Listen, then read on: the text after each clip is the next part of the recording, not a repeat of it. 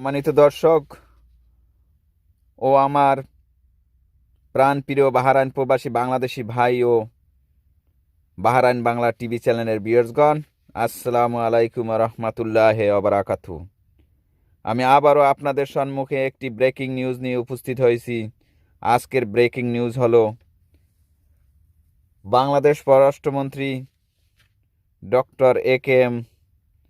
আব্দুল মোমেন এবং বাহরাইনের পররাষ্ট্রমন্ত্রী ডক্টর আব্দুল লতিফ বিন রশিদ আল জায়ানি, এই দুইজনের মধ্যে যে আলাপ আলোচনা হয়েছে বাহরাইন প্রবাসীদের নিয়ে, সেই সম্বন্ধে এখন একটি ব্রেকিং নিউজ শুনবেন। তবে চলেন যাই এখন ব্রেকিং নিউজে কি জানা যায়। কি ব্রেকিং নিউজটা?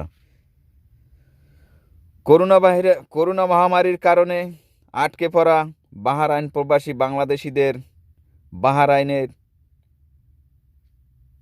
তাদের কর্মস্থলে ফিরে নিতে বাহরাইনের পররাষ্ট্রমন্ত্রী ডক্টর আব্দুল লতিফ বিন রশিদ আল জায়ানিকে অনুরোধ করেছেন বাংলাদেশের পররাষ্ট্রমন্ত্রী ডক্টর এ.কে.এম. আব্দুল মোমেন।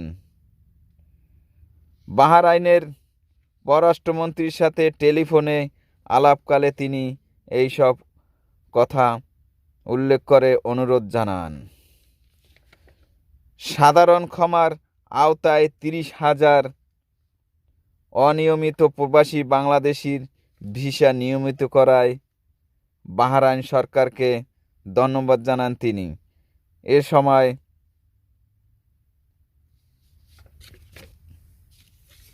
আরও বলেন যে বাংলাদেশি প্রবাসীদের জন্য সাধারণ ক্ষমার মেয়াদ বৃদ্ধির অনুরোধ করেন। এসব কথাও তিনি টেলিফোনের মাধ্যমে জানান। বাংলাদেশ ও বাহরাইনের মধ্যে দ্বিতীয় ফরেন অফিস কাউন্সিলর শীঘ্রই ঢাকা অনুষ্ঠিত হওয়ার বিষয় উভয় দেশের পররাষ্ট্রমন্ত্রী প্রকাশ করেন। মাননীয় পররাষ্ট্রমন্ত্রী ডক্টর এ.কে.এম. আব্দুল মোমেন প্রবাসী বাংলাদেশি সহ বাহরাইনের অবস্থানরত সকলের জন্য বিনামূল্যে টিকা বিতরণের জন্য ডক্টর আব্দুল মোমেন বাহরাইন সরকারকে ধন্যবাদ জানান।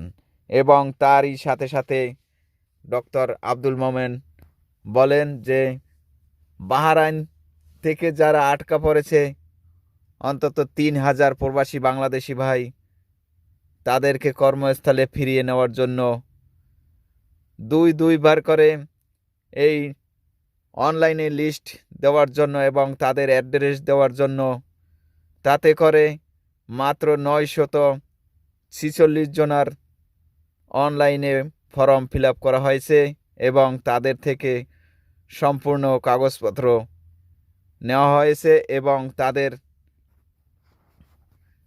কর্মস্থলে ফেরার জন্য তাদের স্পন্সরের সাথে টেলিফোন করা হয়েছে। কিছু কিছু স্পন্সর বলেছে আমাদেরকে ওই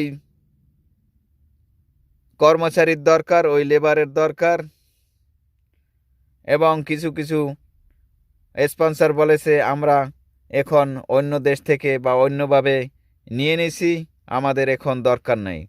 তবে হ্যাঁ, যাদের দরকার তাদের জন্য আলাপ আলোচনা চলতেছে, তারা অবশ্যই আসতে পারবেন। আর যাদের স্পন্সর বলছে যে আমাদের লোকজন নেওয়া হয়েছে, তাদের জন্য একটা অন্য পদ্ধতির অন্য রাস্তা খুঁজে তাদের জন্য কিছু করা হবে, সেই আশ্বাস দিয়েছে এই দেশের পররাষ্ট্রমন্ত্রী। এবং তারই সঙ্গে সঙ্গে বলেছে তাদের কাগজপত্র, যারা কাগজপত্র সম্পূর্ণ দিতে পারেনি তাদের কাগজপত্র রেডি করতে হবে এবং এগুলোর জন্য শীঘ্রই একটা কার্যক্রম শুরু হবে। আপনারা অবশ্যই এ সম্বন্ধে তৈরি থাকবেন। আর আমরাও এ সম্বন্ধে সব কিছু জানাবার জন্য কাজ চালিয়ে যাচ্ছি। এই ছিল আজকের বাহরাইনের ব্রেকিং নিউজ। সকলে ভালো থাকবেন। আসসালামু আলাইকুম।